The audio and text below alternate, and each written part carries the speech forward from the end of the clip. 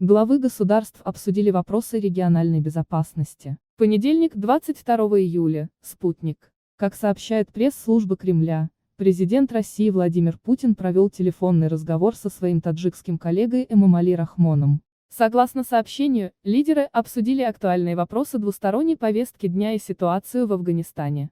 Президенты коснулись также подготовки к предстоящему саммиту ШОС и заседанию Совета коллективной безопасности Организации договора о коллективной безопасности, которое состоится осенью в Душанбе.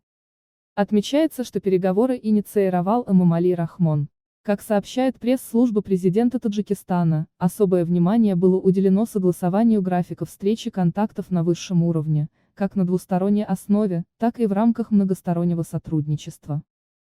Главы двух государств также обменялись мнениями о дальнейших усилиях сторон по укреплению сотрудничества в рамках международных и региональных организаций.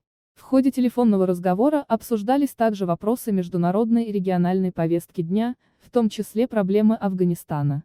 Эмомали Рахмон и Владимир Путин выразили обеспокоенность тревожным развитием ситуации в этой стране. Между тем стороны договорились и дальше тесно координировать действия сторон в этом направлении, говорится в сообщении.